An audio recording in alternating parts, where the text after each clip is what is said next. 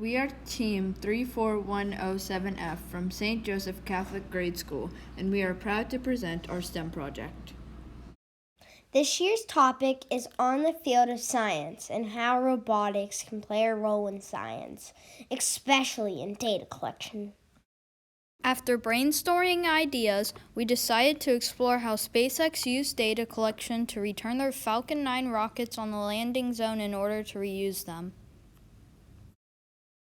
The Space Shuttle was a spacecraft that was operated by NASA from 1981 to 2011.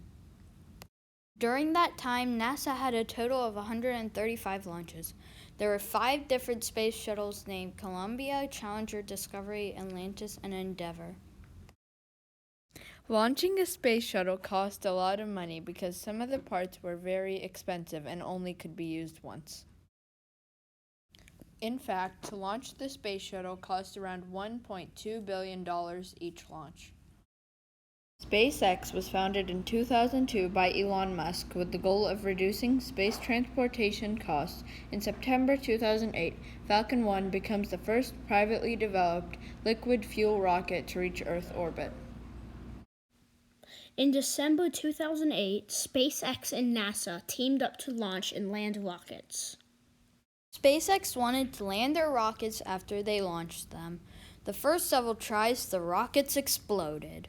After SpaceX failed to land their rockets, they collected a lot of data. The data that they collected was very important.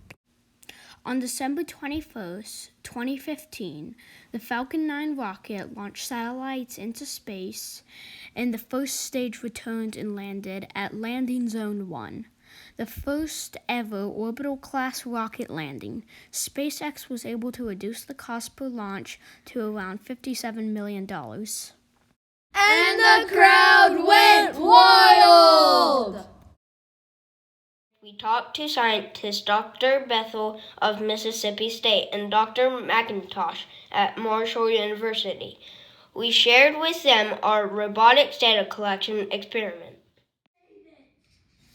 We used the VEX IQ squared away game as a SpaceX-style experiment. We decided to launch a green cube on the lower tower and return it to its starting launch pad. We explored 2 questions.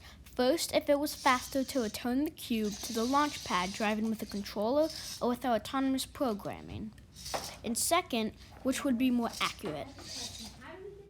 Our hypothesis is that after using data collection to improve an autonomous program, that program would be faster and more accurate than driving by hand.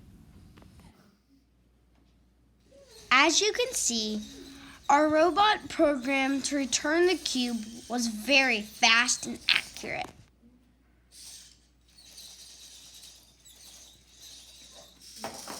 Each driver made 3 attempts and we collected data on the time, distance from center, and the twist distance.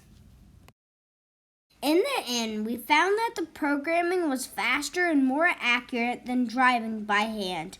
Our hypothesis was correct. But just like in real life, sometimes there was a failure to land. Boom! We would like to give a special thank you to Ms. Dempsey for teaching us the Pixar in a Box storytelling technique.